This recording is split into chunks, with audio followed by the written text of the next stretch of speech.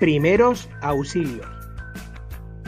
Los accidentes infantiles son la primera causa de muerte en niños de edad escolar. Se estima que un 15% se produce en el ámbito escolar, por lo que es muy importante saber cómo actuar. Cuando ocurre un accidente en la escuela, no podemos permitir que los nervios o el desconocimiento nos impidan actuar correctamente. Para ello, es importante conocer la conducta PAS, una conducta basada en 3 actuaciones claves: proteger, avisar y socorrer. Proteger el lugar del accidente. Antes de nada, y para evitar que se produzca un nuevo accidente, debemos de mantener la calma y hacer segura la zona del accidente. Recuerda que tu seguridad y la del propio accidentado es lo primero. Avisar. Dependiendo de la gravedad del accidente, deberemos avisar a los padres o tutores legales si no es de mucha gravedad, para que lo trasladen a un centro médico y ahí poder ser atendido. Si tiene gravedad, avisaremos directamente al 112. Socorrer a la víctima. Para ello deberemos de 1. Tener unas normas de higiene como el lavado de manos, el uso de guantes, etc. Y 2. Practicar los primeros auxilios, siempre evitando hacer cualquier procedimiento si no estamos seguros de ello. A continuación, veremos qué medidas de prevención y primeros auxilios podemos adoptar en los principales accidentes infantiles. Cortes o heridas. Como medidas preventivas se mantendrá fuera del alcance de los niños todos los objetos cortantes o punzantes. En el caso de tijeras o punzones se utilizarán bajo supervisión directa del maestro.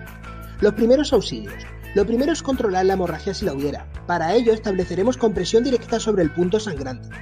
Es importante la higiene de manos y el uso de guantes.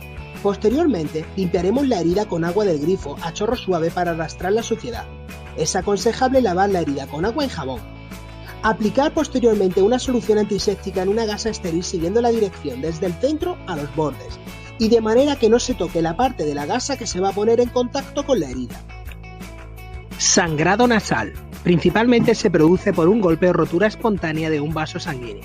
Los primeros auxilios. Inclinar la cabeza hacia adelante con la boca abierta y comprimir la aleta nasal contra el tabique, unos 5 minutos con los dedos. Si a los 5 minutos no cesa la hemorragia, se hará un taponamiento con una gasa doblada que introduciremos en la fosa nasal. Lesiones en los ojos. Este tipo de lesiones se producen principalmente por la introducción de cuerpos extraños, golpes, etc.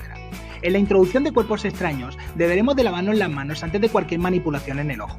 Lavar con agua o suero fisiológico de manera que fluya del centro externo al centro interno del ojo. En primer lugar, tiraremos del párpado inferior, que es donde se suelen alojar los cuerpos extraños. Si se observa, lo retiraremos con una gasa estéril o la punta de un pañuelo limpio. Si el objeto está debajo del párpado superior, lo levantaremos y se retirará el cuerpo extraño con una gasa estéril. En el resto de casos deberemos de avisar al 112. Traumatismos. Se producen generalmente por caídas accidentales. Como medidas preventivas pondremos todo el material del niño a su alcance y se eliminarán o protegerán aquellos elementos que puedan provocar un accidente. Los primeros auxilios dependerán del sitio donde se produce el traumatismo.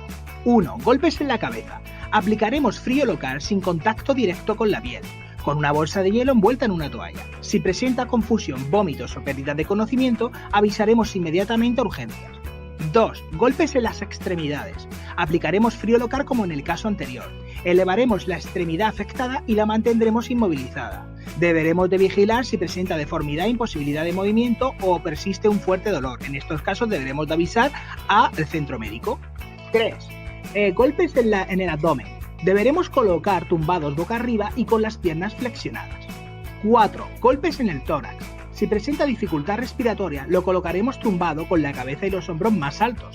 Si presenta un dolor intenso, lo colocaremos sentado y cómodo, o en la posición que mejor respire. Y por último, golpes en la espalda. Habrá que dejar tumbado al niño si el dolor es muy intenso y no está cómodo de pie. Deberemos de comprobar la movilidad adecuada de las extremidades y preguntar si tiene sensibilidad en pies y manos. Pérdida traumática de un diente. En primer lugar, deberemos de limpiar la boca de forma suave. Si hay edema, aplicaremos hielo envuelto en un paño, no más de 10 minutos. Si existe hemorragia, realizaremos compresión con gasa al menos durante 5 minutos. Si el diente es permanente, es importante localizarlo y conservarlo en agua y sal, leche o suero, y avisar a los padres para que lo lleven al dentista para implantarle el diente en las siguientes 2 horas.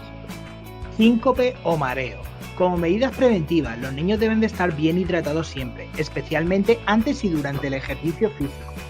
Cuando el niño comienza a sentirse mal, debe de sentarse o tumbarse de inmediato para evitar la caída. Es conveniente que respire lenta y profundamente. Deberá de tumbarse con las piernas elevadas y la cabeza de lado. Cuando esté recuperado podrá incorporarse despacio, primero se sentará y posteriormente se podrá levantar. Si te ha gustado el vídeo, dale like, comparte con tus amigos y suscríbete al canal.